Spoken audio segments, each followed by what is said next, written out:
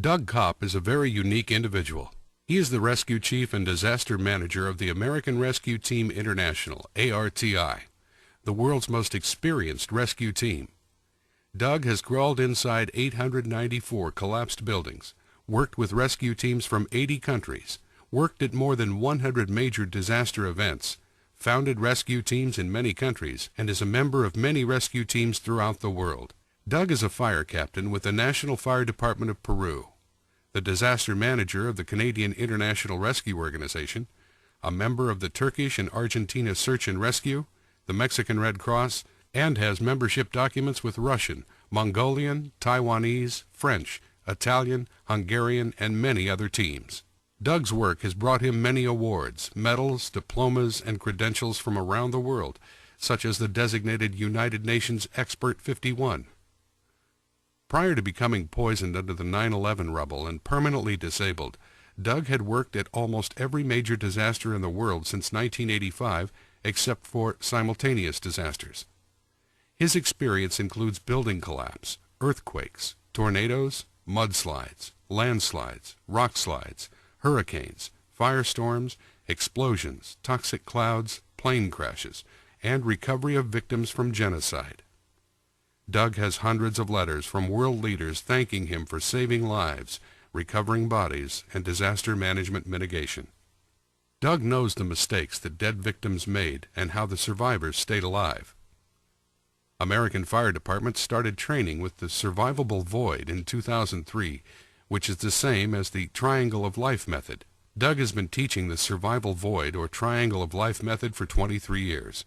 Rescue teams and fire departments are trained to rescue people from survivable voids, not from under desks. This program adds something new to preparedness training called the Triangle of Life. Doug is adamant in trying to improve disaster preparedness and training throughout the world, and based on his experience working so many disasters, he knows the old methods just don't work.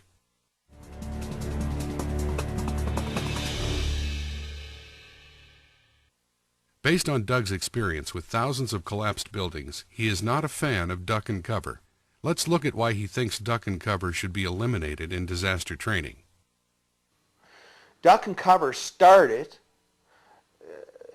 as a propaganda. It was created by a Madison Avenue marketing company called Archer Productions. During the Cold War, I believe it was 1952, when the Department of Defense, they gave a contract to Archer Productions, Madison Avenue, New York advertising firm, to make some commercials. And those commercials were designed to calm the people who were in a near state of hysteria because the Soviet Union just acquired the nuclear bomb.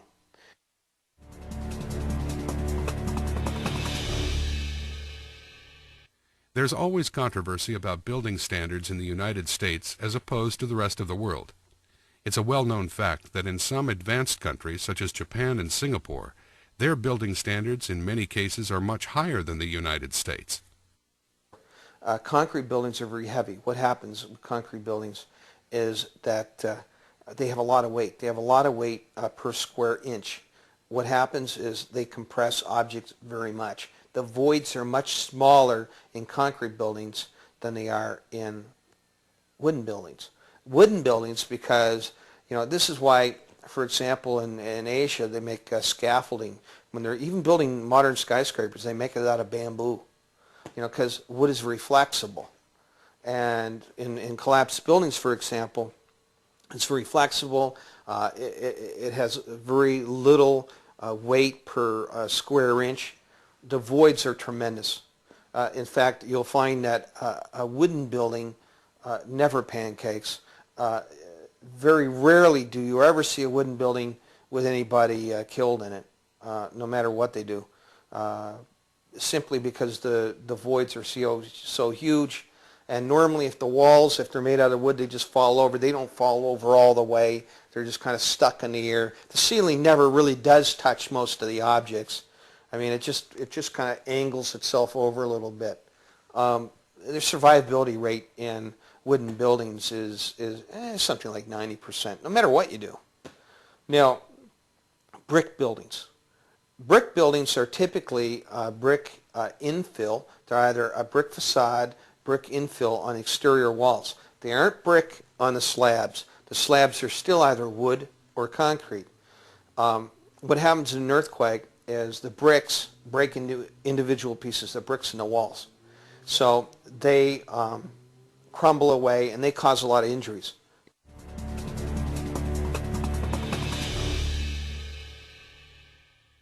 Okay, why don't you get under doorways? Okay, I'm in a doorway, all right? Now, if the earthquake is located in front of me and the building falls this way, or, the doorway around me, the wall, falls this way, I'm crushed to death when the ceiling comes down. If the wall falls that way, I'm crushed to death when the ceiling comes down. If it falls this way, I'm like scissors, the door jamb cuts me in half, mutilates my body as it comes over, then I'm squashed when the ceiling comes down. If it falls over that way, the wall falls over that way, okay, I'm cut in half and mutilated when the ceiling comes down, and then I'm smashed again. So what happens when you're under a doorway, the building collapses? Okay, what happens is you are smashed to pieces. You are liquefied.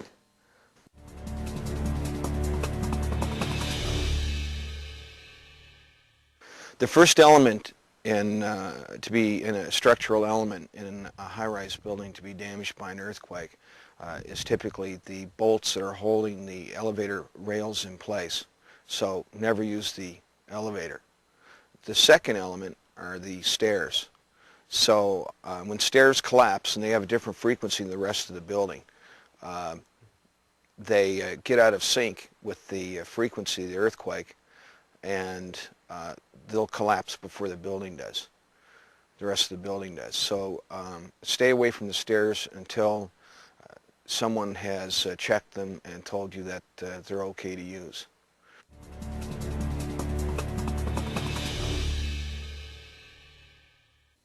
Building can fall 4 ways, okay, 4 different directions in the components. Walls can fall 4 different ways, depending on which way the earthquake's coming.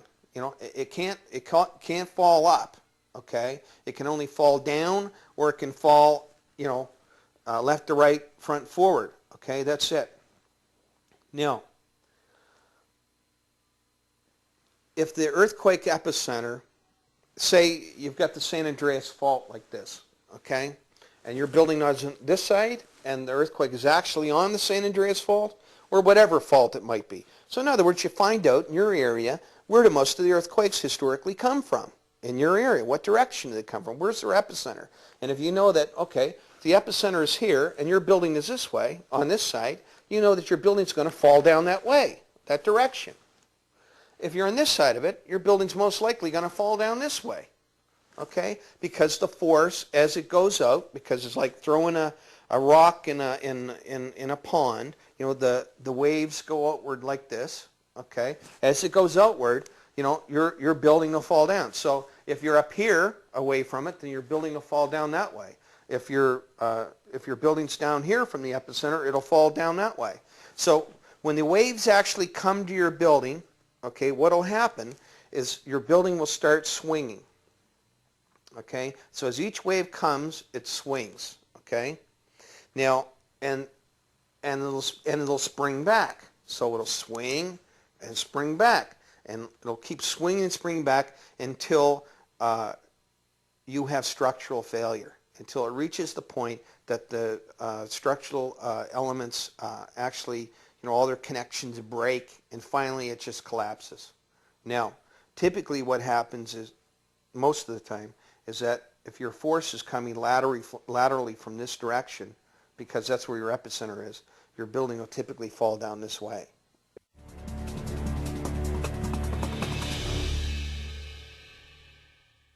The triangle of life says that when the shaking starts, you should lie down next to something heavy and strong rather than duck under it. That is where the triangle of life will form if the building collapses, a void where you can be safe. You can see this damaged truck. The truck has been compressed, but if someone had been on the outside of the truck, that person would have been safe. When buildings collapse, the weight of the ceiling collapsed upon the objects or furniture inside crushes these objects, leaving a space or void next to them. During the bridge and highway collapses from the Lomas Prieta earthquake, you can see the crushed vehicles. Anyone in the vehicle could not survive. but had they been on the outside of the vehicle, they would survive. Here you see a sturdy desk. Next, we see the desk has been partially compressed by the collapse of the roof. The desk isn't totally compressed and forms the triangle of life. The desk is still large enough to protect someone lying next to the compressed desk. When a building collapses, normally you would expect it to, pancake. Okay? There's many configurations. Depends on whether it's made of wood, whether it's made of brick, high rise, how many floors, all sorts of different things happen.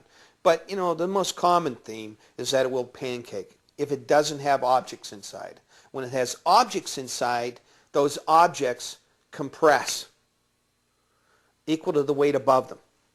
And when they compress, they create survivable, they don't go down to nothing.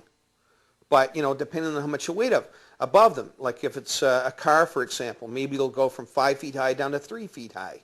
Well, you've got a 3-foot high safe space next to that car. If you're inside, like the Nimitz Freeway, and I went inside the Nimitz Freeway, everybody inside their cars were killed except for one little boy. And the reason why he survived in his car was because he was little. However, his mother was in the car with him. She had to be dissected and cut into pieces in order to get him out. But invariably, and you'll see pictures next to these, the Nimitz and the vehicles there. Next to it, you see, nobody would be hurt at all if they were next to the vehicle. It's a survivable void. And we call it a triangle of life because what happens is the floor hits the top of the object, desk, car, whatever, and then it cantilevers out, and it goes farther and farther out. The weight makes it sag, and it sags down till it hits the floor. And when it hits the floor, it forms essentially a right angle triangle. And that's why we call it triangle of life.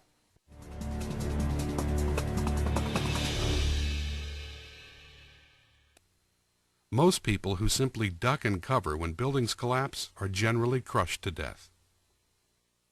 Cats, dogs, and babies often naturally curl up in the fetal position. You should too in an earthquake. It is a natural safety survival instinct. Get next to a large bulky object, such as a sofa or desk that will compress but will leave a void next to it. Wooden buildings are generally the safest type of construction to be in during an earthquake. Wood is flexible and moves with the force of the earthquake. If the wooden building does collapse, large survival voids are created. Also, the wooden building has less concentrated crushing weight. Brick buildings will break into individual bricks. Bricks will cause many injuries, but will cause fewer squashed bodies than concrete slabs. If you're in bed during the night and an earthquake occurs, simply roll off the bed. A safe void will exist around the bed. Hotels can achieve a much greater survival rate in earthquakes simply by posting a sign on the back of the door of every room. They can tell occupants to lie down on the floor next to the bottom of the bed during an earthquake. If an earthquake happens and you cannot easily escape by getting out the door or window, then lie down and curl up in the fetal position next to a sofa, heavy object, or large chair. Most people who get under a doorway when buildings collapse are killed. If you stand under a doorway and the door jamb falls forward or backward, you will be crushed by the ceiling above. If the door jamb falls sideways, you'll be cut in half by the doorway. Stay away from doorways in an emergency. Never go to the stairs. The stairs have a different moment of frequency, which means they swing separately from the main part of the building in an earthquake. The stairs and a remainder of the building continuously bump into each other until structural failure of the stairs takes place. Even if the building doesn't collapse, stay away from the stairs. The stairs are a likely part of the building to be damaged. They may collapse later when overloaded by fleeing people. They should always be checked for safety even when the rest of the building is not damaged. Get near the outer walls of buildings, or outside of them if possible. It's much better to be near the exterior of the building rather than the interior. The farther inside you are from the outside perimeter of the building, the greater the probability that your escape route will be blocked. People inside their vehicles are crushed when the road above falls in an earthquake and crushes their vehicles. This is exactly what happened with the slabs between the decks of the Nimitz Freeway. The victims of the San Francisco earthquake all stayed inside their vehicles.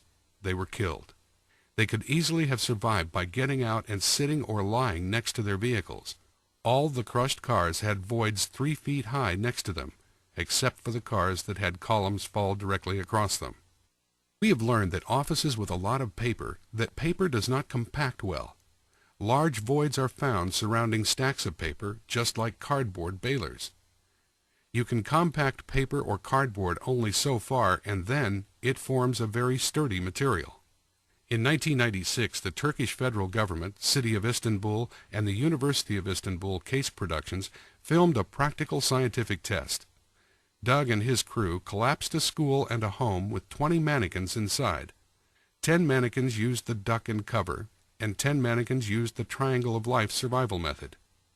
After the simulated earthquake collapsed the building, they crawled through the rubble and entered the building to film and document the results.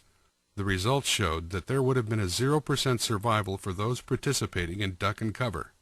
There likely would have been a high percentage of survival for people using the triangle of life. There's no guarantee, but the triangle of life gives you a fighting chance of survival.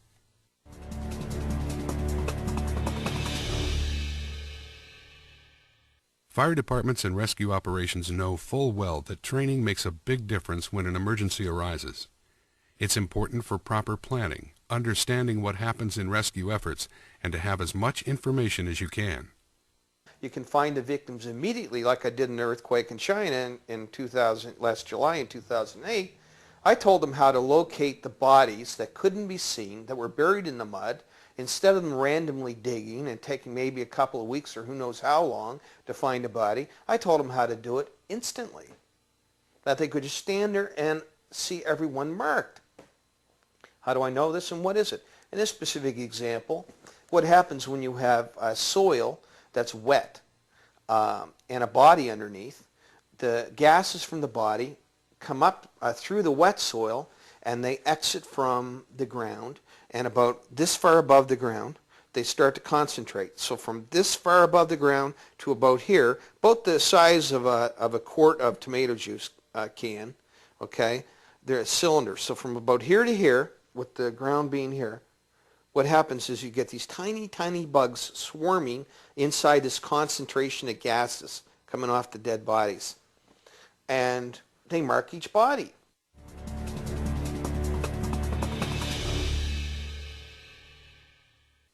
We know it's an uphill battle to change people's thinking about things they've been taught and believed for so many years, such as duck and cover. It looks good on paper, but you should also take a look at the experience and facts about the triangle of life. Doug Kopp has been there and done that, so his experience in disaster rescues and the reality of survivability voids or triangle of life should be considered.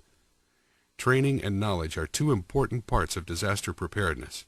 Just make sure you're armed with the proper knowledge and information. When I was in that school, I crawled up and down the aisles, and as I did, I saw essentially all the children were under their desks. Every fourth or fifth child was a little hand or a little foot sticking out. And the aisles were huge because, these were, kids who were 13, 14 years old. And I guessed because their entire body, including their head and chest, was now reduced to just it being a half-inch thick pulp underneath the desk. And in horror, I'm saying to myself, my God almighty, why are these kids under their desks? Why aren't they in the aisles? Well, it was actually many, many, many years later that I came to find out that there actually were 3 girls in that classroom who were in the aisle, and they survived. Now, Lorena Mirabel Leon is the prime example of the difference between duck and cover and a triangle of life. She was in that classroom. Her legs were under the desk, but her torso was in the aisle. So before I actually got there, her legs were amputated because they were crushed under the desk, crushed down to a half-inch thick, but she survived because her torso was in the aisle. Her 2 friends who were there with her, they watched in horror as all their friends got underneath the desk and were all crushed to pulp.